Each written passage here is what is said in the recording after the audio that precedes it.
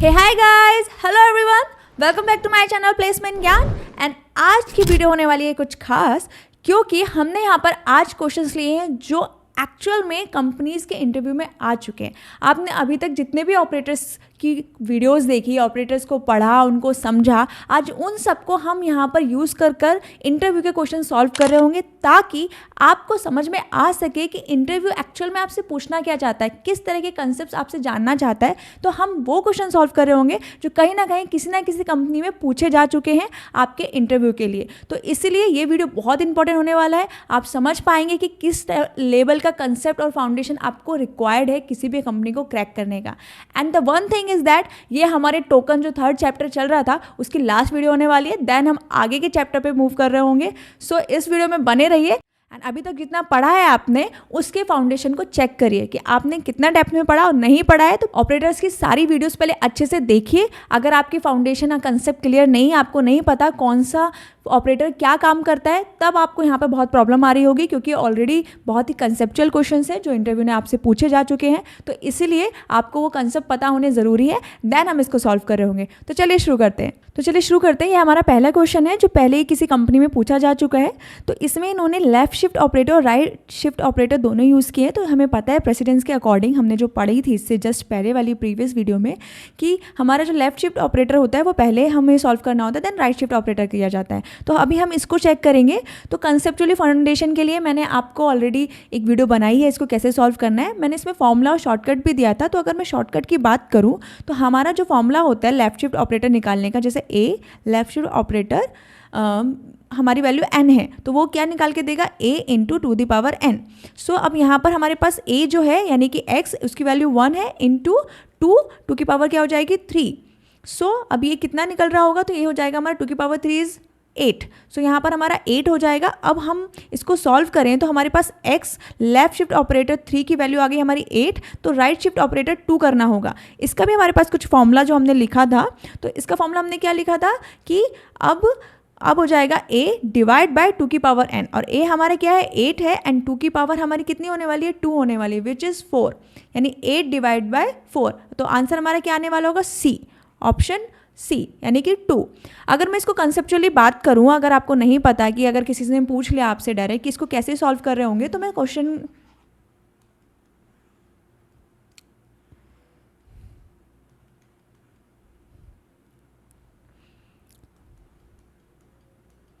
तो यहाँ पर हमारा x की वैल्यू क्या है 1 है।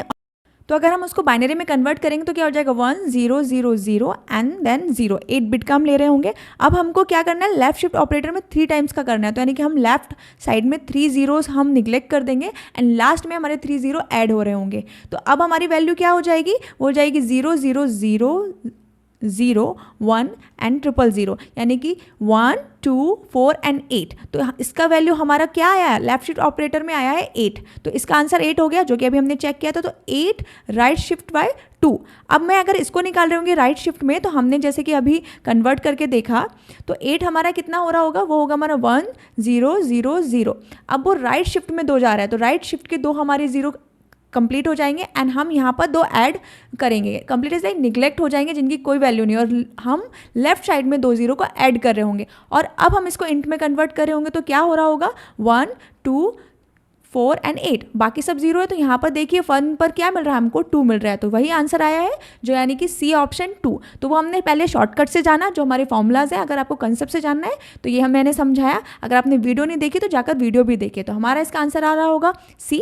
तो चलिए इसको रन करके देख लेते हैं। तो मैंने एक नई फाइल बनाई है इंटरव्यू क्वेश्चंस के नाम से, एंड मैं यहाँ पर अपना क्वेश्चन फर्स्ट प्रिंट कर दूंगी एंड देन मैं इसको रन कर रही होंगी, और हमारा आंसर यहाँ पर 2 आना चाहिए। एंड सी, हमारा यहाँ पर आंसर 2 ही आया है। तो उन्होंने क्या किया, इंटरव्यू में आपको लेफ्ट शिफ्ट ऑपरेटर और राइट शिफ्ट ऑपरेटर एक साथ दिया, जो कि हमारे बिटवाइज ऑपरेटर है। ओके, तो यहाँ पर हमारे नेक्स्ट क्वेश्चन पे आएंगे। ये भी इंटरव्यू में पूछा जा चुका है। तो इसमें इन्होंने क्या लिखा है, ये ऐसा नहीं है कि x ट्रिपल प्लस है, नहीं, ये x post increment plus x लिखा हुआ है। तो इसकी वैल्यू पूछी है, जहाँ पर हमारा x की वैल्यू क्या है 3 है, ओके तो यहाँ पर हम पोस्ट इंक्रीमेंट पहले यूज़ कर रहे होंगे प्रेसिडेंस के अकॉर्डिंग। तो पोस्ट इंक्रीमेंट क्या करता है ना, वो आपकी मेमोरी में तो 3 की वैल्यू अपडेट करके 4 कर देगा, +1 करेगा, लेकिन पहले वो प्रीवियस आपने जो असाइन किया है उसी को यूज़ कर रहा होगा। तो यहाँ पर जो वैल्यू आ रही होगी वो ऑलरेडी असाइन की हुई आएगी, यानी कि 3, देन प्लस करके अब इस x की वैल्यू क्या हो गई, वो अपडेट होकर मेरी 4 हो गई, यानी कि अब हम यहाँ पर ले रहे होंगे 4।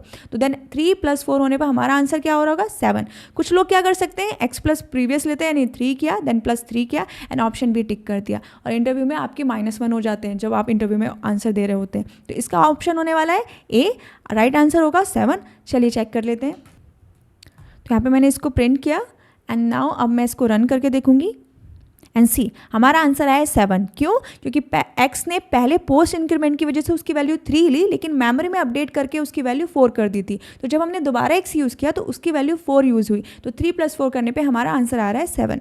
सो ये भी हमारा इंटरव्यू में पूछा जा चुका है। तो इसमें क्या दिया है, ए और बी की वैल्यू डिफाइन की है और हमें ये स्टेटमेंट दी है कि सी में क्या होगी, देन इन्होंने सी और ए को प्रिंट कराया है। तो अगर मैं सी को चेक करूँ तो हमारे पास A is greater than B पूछा है, यानी कि 5 is greater than 2, yes is true, यानी कि ये आएगा 1। एंड फिर हमसे पूछा A post increment is less than 10, A post increment यानी कि 5 पोस्ट इंक्रीमेंट करने पर क्या होगा, वो पहले वैल्यू लेगा 5 एंड देन हमारे मेमोरी में जाकर ए की वैल्यू को 5 से क्या इंक्रीमेंट कर देगा, +1 करके क्या कर रहा होगा, 6 कर रहा होगा। तो यहाँ पर चेक क्या होगी, 5 is less than 2, yes true, तो यानी कि 1 हो जाएगा। तो अभी हमारा ये कौन सा ऑपरेटर है, लॉजिकल ऑपरेटर। लॉजिकल ऑपरेटर क्या करता है कि दोनों कंडीशन को चेक करता है, अगर दोनों कंडीशन ट्रू है तो वो ट्रू रिटर्न करता है। तो यहाँ पर क्या है, लॉजिकल ऑपरेटर दोनों कंडीशन क्या है, ट्रू है, तो हमारे सी में क्या वैल्यू जा रही होगी, ट्रू वैल्यू जा रही होगी, यानी कि 1। बट अब नीचे ध्यान से देखिएगा, इन्होंने क्या बोला है, यहाँ पर बोला है कि अभी आपको सी की वैल्यू भी प्रिंट करानी है और ए की वैल्यू भी प्रिंट करानी है। ए की वैल्यू आपको 5 दी है, बट पोस्ट इंक्रीमेंट ने मेमोरी में अपडेट करके क्या कर दी, 6। तो यहाँ पर आपका आंसर क्या हो रहा होगा, 1 और 6, यानी कि ऑप्शन ए। अगर आपने पोस्ट इंक्रीमेंट पर ध्यान नहीं दिया और डायरेक्ट 5 ले लिया तो ऑप्शन सी भी आपको दिखाई दे रहा होगा। तो इसका करेक्ट आंसर क्या है, 1 और सी, ए। तो चलिए प्रिंट करके देखते हैं एंड सी। यहाँ पर हमारा आंसर 1 और 6 आया है। सी की वैल्यू 1 थी क्योंकि हमारी कंडीशन दोनों ट्रू हुई, और ए की वैल्यू हमारी 6 हो गई क्योंकि पोस्ट इंक्रीमेंट ने 5 को +1 करके मेमोरी में अपडेट कर दिया। सी ये भी हमारे एग्जाम में आ चुका है, इंटरव्यू में पूछा जा चुका है। तो यहाँ पर हम क्या कर रहे होंगे, एक्स की वैल्यू इन्होंने 5 डिफाइन की है, तो पहले हम कंडीशन चेक कर रहे होंगे कि इन्होंने जो इक्वल टू ऑपरेटर दिया हुआ है, इक्वल टू क्या एक्स जो है वो हमारे 5 के इक्वल है। हाँ, क्योंकि हमारे पास ऊपर 5 में क्या डिफाइन किया है, 5 किया है, तो यानी कि 5 इज ऑलवेज इक्वल टू 5। तो ये क्या रिटर्न करेगा, ये ट्रू रिटर्न करेगा, इट मीन्स 1। तो अब हमसे क्या बोला गया है, इन्होंने यहाँ पर वैल्यू 1 आ गई कि x = 1, और ये डबल इक्वल टू नहीं, इट मीन्स ये असाइन करेगा, ये चेक नहीं करेगा। तो यहाँ पर हमारे x में कौन सी वैल्यू असाइन हो रही होगी, 1। तो यहाँ पर अब जो प्रिंट होगा उसकी वैल्यू आ रही होगी c, यानी option C is answer is 1। तो चलिए इसको प्रिंट करके देख लेते हैं। तो मैंने इसको रन किया एंड हमारा आंसर आया 1। क्यों? क्योंकि ये कंडीशन ट्रू हो गई, x जो = 5 चेक कर रहा था उसने 1 रिटर्न किया और x में हमने उस 1 को असाइन कर दिया। सो ये हम नेक्स्ट क्वेश्चन देखते हैं। ये भी हमारे इंटरव्यू में पूछा जा चुका है। तो इसमें इन्होंने क्या पूछना चाहा है, इन्होंने एक a दिया है जिसमें वैल्यू क्या असाइन की है, 5, और हमसे साइज ऑफ पूछा है। साइज ऑफ किसका पूछा है, a = a + 2। It means arithmetic operator use किया है इन्होंने, a में a + 2 की वैल्यू असाइन किया। हम इसको असाइनमेंट ऑपरेटर के थ्रू a = +2 भी लिख सकते हैं, ये दोनों का काम सेम है। तो अभी हमें ये नहीं चेक करना है कौन सा ऑपरेटर, अब हमें ये चेक करना है कि अगर वैल्यू चेक हो रही होगी तो क्या आएगा, a = 5 + 2, यानी कि a में हमारे पास यहाँ क्या साइन हो रहा होगा, 7। तो ये साइज ऑफ क्या चेक कर रहा होगा, व्हाट इज 7। 7 क्या है, हमारा 7 एक इंटीजर नंबर है, और इंटीजर नंबर का जो साइज होता है वो 4 होता है, यानी कि ये साइज़ जो चेक कर रहा है हमारी इंटीजर वैल्यू का कर रहा है। तो यहाँ पर बस ध्यान देने का यही है कि लोग समझ नहीं पाएंगे और इसको अनडिफाइंड बिहेवियर कर देंगे कि यहाँ पे साइज़ ऑफ किसका पूछा है। तो साइज़ ऑफ आपका या तो डेटा टाइप का पूछा जा रहा होता है, या तो आपका वेरिएबल्स का पूछा जाता है, या फिर कांस्टेंट का पूछा जाता है। तो यहाँ पर डेटा टाइप 7 पूछा है, 7 मतलब इंटीजर, और इंटीजर का हमेशा साइज़ क्या होता है, 4 बाइट्स। तो यहाँ पर सी में हमारा 4 आंसर आ रहा होगा। तो अब इसको रन करके देख लेते हैं एंड सी हमारे क्या आंसर आया 4। क्यों? क्योंकि हमने ए में जो वैल्यू हुई है वो इंटीजर स्टोर हुई है, और इंटीजर का साइज 4 होता है। तो यहाँ पर हमने नेक्स्ट इंटरव्यू क्वेश्चन लिया है। इंटरव्यू में पूछा गया है जो देखने में थोड़ा कॉम्प्लेक्स दिख रहा है, बट कुछ भी नहीं है। क्या एक्स की वैल्यू क्या स्टोर करवाई इन्होंने, 10, ओके, एंड देन वाई की वैल्यू इन्होंने क्या कराई है, 5, एंड देन इन्होंने z पूछा है, तो z में हमारा क्या करना है इन्होंने कि एक टर्नरी ऑपरेटर यूज़ किया है। टर्नरी ऑपरेटर क्या काम कर रहा होता है, हमारा इफ एल्स की तरह यूज़ करते हैं, यानी कि हाँ इन्होंने पूछा है क्या x is greater then y, इन्होंने कंडीशन पूछी है। जब कंडीशन ट्रू होती है तो हमारा फर्स्ट एक्सप्रेशन प्रिंट हो रहा होता है, अगर फॉल्स है तो सेकेंड एक्सप्रेशन यूज़ हो रहा होता है। तो यहाँ पर क्या हमारा 10 इज़ ग्रेटर देन 5 है, येस इट्स ट्रू। तो अभी हमारा कौन सा एक्सप्रेशन यूज़ हो रहा होगा, फर्स्ट, यानी कि x पोस्ट इंक्रीमेंट पूछा जाएगा कि वो क्या होगा। तो x में वैल्यू ऑलरेडी 10 है, जो अपडेट होकर क्या हो जाएगी 11, बट वो यहाँ पर क्या रखेगी 10 ही रखेगा। क्यों, क्योंकि पोस्ट इंक्रीमेंट है, तो वो पहले जो ऑलरेडी हमने असाइन की हुई है वैल्यू उसको यूज़ करता है, देन मेमोरी में अपडेट करता है। तो यहाँ पर हमारे z में क्या वैल्यू आ रही होगी, हमारे z में वैल्यू जाएगी 10। तो यहाँ पर z की वैल्यू 10 हो गई, और x और y में क्या आ रहा होगा, आप सोचेंगे x की वैल्यू 10 है, y की वैल्यू 5 है, और अभी z में भी हमारी 10 आई, बट नो, क्यों, क्योंकि हमने पोस्ट इंक्रीमेंट के थ्रू अपने मेमोरी में अपडेट करके x की वैल्यू को 11 कर दिया। तो यहाँ पर हमारे जो x की वैल्यू हो गई वो 11 हो गई, y हमारे पास 5 था, एंड z हमको 10 मिली। तो राइट आंसर होगा 11, 5, 10, which is the option A. चलिए इसको रन करके देखते हैं एंड सी हमारा आंसर क्या है, 11, 5, 10।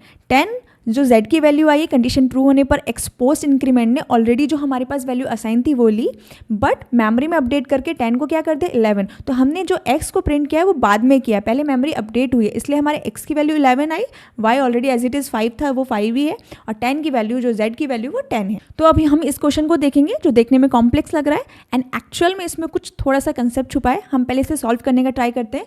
x में क्या दिया है इन्होंने 10 दिया है, तो यानी कि x पोस्ट इंक्रीमेंट क्या कर रहा होगा, इसमें ऑलरेडी जो वैल्यू असाइन की हुई है वो ले लेगा 10, एंड मेमोरी में अपडेट करके क्या कर देगा 11। देन प्लस करने पर हमारा पोस्ट इंक्रीमेंट अब क्या हो रहा होगा, वो फिर से अब वैल्यू लेगा 11 जो प्रीवियस थी, और उसको अपडेट करके क्या कर देगा 12। देन प्लस करेगा, अब प्री इंक्रीमेंट क्या कर रहा होगा, प्री इंक्रीमेंट ने 12 तो था, उसमें +1 करके 13 को ही ले लेगा। तो हमारा राइट आंसर यहाँ पर क्या हो रहा होगा, हम इसमें 34, इट मीन्स इसका राइट आंसर होगा 34। तो अगर आप अपनी मशीन पे रन करके देखेंगे तो इसका आंसर समथिंग अदर भी आ सकता है और कुछ भी नहीं। 34 यहाँ क्यों नहीं दिया, क्योंकि इसका करेक्ट आंसर 34 नहीं है। एक्चुअल में इंटरव्यू आपके बारे में जानना चाहता है कि आपने इसको कितने अच्छे से सीखा है।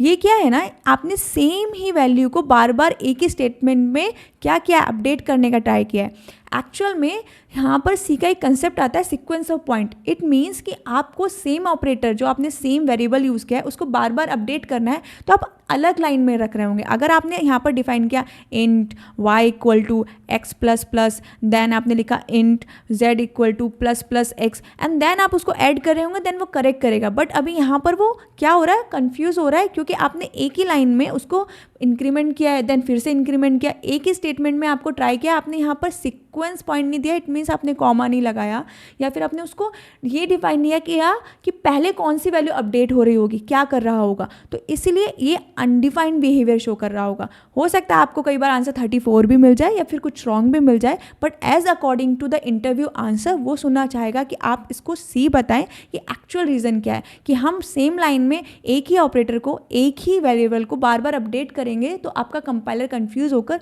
कोई भी अनडिफाइंड बिहेवियर करेगा। 34 आने पर आप सोचेंगे करेक्ट आंसर है, नहीं, वो कई बार 34 करने के बाद दूसरी मशीन पे कुछ और प्रिंट करेगा, तो ये करेक्ट आंसर नहीं है, इसलिए ऑप्शन में भी आपको नहीं दिया हुआ है। तो चलिए अपना नेक्स्ट क्वेश्चन देखते हैं। ये भी हमारे इंटरव्यू में पूछा जा चुका है और ये बहुत इंपॉर्टेंट क्वेश्चन है, कैसे समझते हैं।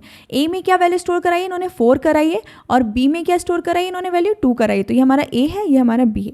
अब यहाँ पर इन्होंने क्या यूज़ किया है, टर्नरी ऑपरेटर यूज़ किया है और उसी को प्रिंट करा दिया है। तो हमें ये समझ में आना चाहिए कि टर्नरी ऑपरेटर क्या रिटर्न करता है। पहले इसको सॉल्व करते देन समझते हैं। तो इन्होंने क्या किया, कंडीशन सॉल्व की, जैसे इफ एल्स में होता है। तो इन्होंने चेक किया A is greater than B, is this true, तो yes is this is true. तो ये कहाँ पर जाएगा, ये फर्स्ट एक्सप्रेशन पे जाएगा, इस पर नहीं जा रहा होगा, और इसको चेक करेगा। तो हमारा बी पोस्ट इंक्रीमेंट करा, इट मीन्स बी की वैल्यू क्या हो गई हमारी 2, एंड देन इंक्रीमेंट होकर यहाँ पर क्या वैल्यू हो गई 3, क्योंकि उसने अपडेट कर दिया बाद में, पहले यूज़ किया प्रीवियस वैल्यू को। देन ए इंक्रीमेंट हुए, पोस्ट इंक्रीमेंट, तो ए की वैल्यू क्या हो गई हमारे पास 4, एंड यहाँ पर मेमोरी में अपडेट होकर क्या हो गई 5। तो अभी आप सोचेंगे कि ये जब प्रिंट कर रहा होगा तो ये आपको 2 और 4 प्रिंट करेगा, क्योंकि पहला प्रिंट तो हमने यहीं करा दिया, डायरेक्ट वैल्यू असाइन कर। तो एक्चुअल में एक इसका पॉइंट है कि जब टर्नरी ऑपरेटर हम यूज़ कर रहे होते हैं तो वो आपको सिर्फ सिंगल वैल्यू रिटर्न करता है, उसका काम मल्टीपल वैल्यूज़ का नहीं होता, आप यहाँ पर कितनी भी करें। और वो सिंगल वैल्यू कौन सी रिटर्न करता है, लास्ट वैल्यू रिटर्न करता है, उसका रूल होता है। तो आपको समझ में आना चाहिए पॉइंट, कहीं ना कहीं नोट कीजिएगा कि अगर टर्नरी ऑपरेटर आपको दिया है तो उसको जब हम रिटर्न करा रहे होंगे तो वो लास्ट वैल्यू सिंगल वैल्यू को रिटर्न करेगा। इट मीन्स पहले में जो प्रिंट होगा वो जस्ट 4 प्रिंट हो रहा होगा, क्योंकि लास्ट में ए पोस्ट इंक्रीमेंट हमने यूज़ किया। देन हम नेक्स्ट प्रिंट कर रहे हैं ए एंड बी की वैल्यू जो अपडेट होकर आई है, तो हमारा आंसर क्या हो जाएगा 4 5 3, which is option B. Okay, तो हम इसको प्रिंट करके देख लेते हैं। तो मैंने इसको रन कराया एंड सी 4 5 एंड 3, यहाँ पे स्पेस क्यों नहीं आया, क्योंकि हमने यहाँ स्पेस दिया नहीं है इसमें। तो अदरवाइज ये 4 वैल्यू जो है वो हमारी फर्स्ट टर्नरी ऑपरेटर ने रिटर्न की है, क्योंकि वो सिंगल वैल्यू रिटर्न करता है, वो भी लास्ट में, यानी कि ए प्लस प्लस। अगर मैं यहाँ पर चेंज करके क्या करूँ कि ए प्लस प्लस को पहले ले लूँ एंड देन मैं यहाँ पर इसको बी को ले लेती हूँ, तो यहाँ पर सोचिए क्या आंसर आने वाला होगा। चेक कर लेते हैं एंड देन इसको अगेन रन करते हैं एंड सी। अब क्या आएगा 2 5 3, क्यों, क्योंकि उसने लास्ट की वैल्यू रिटर्न की है। बी में ऑलरेडी 2 था, तो पोस्ट इंक्रीमेंट पहले 2 को लेता है, देन मेमोरी में अपडेट करके 3 किया, तो इसने इस बार बी की लास्ट वैल्यू को रिटर्न किया, सिंगल वैल्यू को। तो यही है टर्नरी ऑपरेटर का रूल जो आपको पता होना चाहिए। एंड देन इन्होंने मेमोरी में जो अपडेट ए और बी की वैल्यू थी वो प्रिंट करा दी। तो चलिए अपना नेक्स्ट क्वेश्चन देखते हैं, ये भी हमारे इंटरव्यू में आ चुका है। तो इस इंटरव्यू में क्वेश्चन में क्या पूछा गया है, यहाँ पे 3 वेरिएबल लिए हैं। एक वेरिएबल में इन्होंने 5 स्टोर कराया है ए में, एंड बी में इन्होंने 2 स्टोर कराया, और सी में इन्होंने अपडेट लिया है, अपडेट स्टोर करा रहे हैं ये जो इन्होंने स्टेटमेंट सॉल्व करने को दी है। तो यहाँ पर देखिएगा ध्यान से, इन्होंने स्टेटमेंट्स अलग दिए। जैसे हमने अभी एक्स यूज़ किया था, उसमें सेम जो हमारा वेरिएबल था उसी को हम अपडेट कर रहे थे मेमोरी में, बट यहाँ पे इन्होंने चेंज किया है। तो ये अभी अनडिफाइंड बिहेवियर नहीं शो कर रहा होगा। क्यों, क्योंकि यहाँ पर हम पहले इसको सॉल्व करेंगे कि हमारा क्या है, माइनस माइनस बी ऑपरेटर क्या कर रहा होगा, यानी कि प्री डिक्रीमेंट। तो b की वैल्यू क्या है 2 है, तो वो पहले ही डिक्रीमेंट करके इसकी वैल्यू क्या हो जाएगी 1। देन हम a पोस्ट इंक्रीमेंट चेक कर रहे होंगे, तो a पोस्ट इंक्रीमेंट क्या है, वो ऑलरेडी 5 है। ओके, इसकी वैल्यू क्या हो गई 1, तो वो क्या लेगा, पहले 5 ले रहा होगा, देन मेमोरी में अपडेट करके क्या कर देगा 6। ओके, नाउ अब मैं उन दोनों की मल्टीप्लाई करा रही होंगी, तो यानी कि इसकी जो वैल्यू हो जाएगी वो क्या हो जाएगी 1 × 5 = 5, देन प्लस। अभी नेक्स्ट मैं क्या करूँगी, बी पोस्ट इंक्रीमेंट देखूंगी। तो बी पोस्ट इंक्रीमेंट क्या करेगा, पहले से हमारी वैल्यू क्या है 1, तो यहाँ 1 लेगा एंड देन इसको +1 करके अपडेट कर देगा हमारी मेमोरी में। अब मैं क्या देखूंगी, प्री डिक्रीमेंट देखूंगी, वो भी ए का। तो ए में हमारे पास क्या वैल्यू है 6, तो वो प्री है तो पहले डिक्रीमेंट करेगी, यानी कि 5 को अपडेट करके 6 को क्या कर देगी 5, एंड यहाँ पर मेरा 5 आ रहा होगा। सो अब इसकी अगर मैं वैल्यू चेक करूँ, इन्होंने सब्ट्रैक्ट किया है इन दोनों का, तो यहाँ पर क्या हो रहा होगा, मेरे पास वैल्यू आएगी बी की +1 माइनस मेरा 5। ओके, तो अभी मेरे पास यहाँ चेक हुआ कि हमने जो यूज़ किया है वो ये एंड दिस कट होने के बाद हमारा आंसर क्या आ जाएगा 1। ऑप्शन में नहीं दिया हुआ है, हो सकते हैं रॉन्ग हो, तो हम इसको चेक करके देखते हैं। सो देखिए हमारा आंसर यहाँ पर क्या आया 1 आया है। क्यों, क्योंकि हमने इसको सॉल्व किया एंड देन लास्ट में हमारा आंसर प्रिंट करने पर पोस्ट इंक्रीमेंट के बाद 1 आ रहा था। ओके, तो ये क्वेश्चन हमारे इस वीडियो का लास्ट क्वेश्चन है, ये भी इंटरव्यू में पूछा जा चुका है। तो यहाँ पर क्या यूज़ किया है, बिटवाइज ऑपरेटर यूज़ किए हैं। ये हमारा एंड और एंड तीनों ऑपरेटर एक साथ आए हैं। तो हम पहले क्या यूज़ कर रहे होंगे, इनको सॉल्व करने का ट्राई करेंगे। हमारे पास 5 क्या है, एक इंटीजर नंबर है, तो बिटवाइज ऑपरेटर किस पे काम करते हैं, बाइनरी लेवल यानी बिट्स में। तो अब हम इनको कन्वर्ट कर रहे होंगे, तो 5 की बाइनरी होती है 0 1 0 1 एंड 3 की होती है 0 0 1 1। अभी मुझे इनमें एंड ऑपरेटर लगाना है। And operator means multiplication. This is 1 0 0 0, it means x and y हमारा क्या हो गया 1। अभी मुझे इसी में इसका जोड़ निकालना है, तो अगर मैं इसका जोड़ निकाल रही होंगी 0 1 0 1 0 0 1 1, तो जोर क्या कर रहा होता है, जोर हमारा सेम वैल्यू जहाँ पर दी होती है, अगर 1 1 है तो वो 0 कर देगा, और 0 0 है तो 0 कर देगा। अपोज होने पर वो हमें 1 1 देता है। इट मीन्स ये हो जाएगा हमारा 4 2 प्लस, यानी कि इसकी वैल्यू हो गई 6। तो हमारा x और y क्या हो गया 6। अब मुझे इनके बीच का और निकालना है, किनका 1 और 6, यानी कि हम इसको ऐसे लिख सकते हैं 1 और 6। तो 1 और 6 के लिए भी मुझे क्या करना है, इसको बाइनरी में कन्वर्ट करना है। तो 1 की बाइनरी क्या होती है 0 0 0 1 एंड 6 की क्या होती है 0 1 1 0। अभी मुझे क्या करना है, और निकालना है। और किसका काम कर रहा होता है, प्लस जैसे, यानी कि 1 + 0 1 1 1 एंड 0। अब मैं इसको चेंज करूँगी तो ये क्या आएगा 1 2 4 एंड 0, इट मीन्स 8। तो इसका कुछ काम नहीं, क्योंकि 0 है, तो 4 + 2 + 1 विच इज़ 7। तो यहाँ पर हमारा ऑप्शन ए करेक्ट हो रहा होगा। सो चलिए चेक करके देखते हैं। तो यहाँ पर मैंने इसको प्रिंट किया, अब मैं इसको रन करूँगी एंड सी हमारा आउटपुट आया है 7। तो आज इस वीडियो में मैंने जितने भी इंटरव्यू में क्वेश्चन पूछे जा सकते थे ऑपरेटर्स के थ्रू, जो पूछे जा चुके हैं ऑलरेडी इंटरव्यू में, इस टाइप के क्वेश्चन, यही क्वेश्चंस पूछे गए हैं और हो सकता है आपके आने वाले टाइम में भी इनके जैसे ही क्वेश्चन पूछे जा रहे होंगे। तो इसमें आपको कंसेप्ट समझना बहुत ज़रूरी है, इसलिए मैंने ये क्वेश्चंस उठाए ताकि आप समझ पाएँ कि इंटरव्यू आपसे एक्सपेक्ट क्या कर रहा होता है। तो अगर आपको समझ में नहीं आए तो इस वीडियो को फिर से देखिए ताकि आपको सारी चीज़ें क्लियर हो पाए। एंड मैं ट्राई करूँगी कि आगे भी हम ऐसे क्वेश्चंस ला रहे हों जो इंटरव्यू में पूछे जा चुके हैं, आपकी हैंड्स ऑन प्रैक्टिस होती रहे। तो अब हम नेक्स्ट चैप्टर पे जाएंगे, 4th चैप्टर विच इज़ हमारा लूपिंग है। हम सारे लूप्स पढ़ रहे होंगे कि वाइल लूप क्या होता है, डू वाइल लूप क्या होता है। हम उसको कंप्लीट करने के बाद बहुत अच्छे असाइनमेंट्स कर रहे होंगे और उनके भी हम क्वेश्चन देखेंगे जो इंटरव्यू में पूछे जा चुके हैं। अभी जैसे जैसे आपके कंसेप्ट और आपकी थीरी सिंटेक्स समझ में आते रहेंगे, हमारे असाइनमेंट्स और भी इंटरेस्टिंग होते जाएंगे, क्योंकि अभी तक हमको बहुत कम थीरी पता थी तो हमें बहुत ही ईजी क्वेश्चन सॉल्व करने पड़ते थे ताकि आपके लिए कुछ नया ना हो। लेकिन जैसे जैसे आपकी नॉलेज बढ़ रही है वैसे वैसे असाइनमेंट इंटरेस्टिंग और थोड़े से डिफिकल्ट होने वाले, जो आपको देखने में डिफिकल्ट लगेंगे लेकिन कंसेप्ट समझने के बाद आपको सॉल्व करने में मज़ा आ रहा होगा। सो इस वीडियो में इतना ही, मिलते हैं नेक्स्ट वीडियो में। Till then stay focused, stay consistent, success will follow you.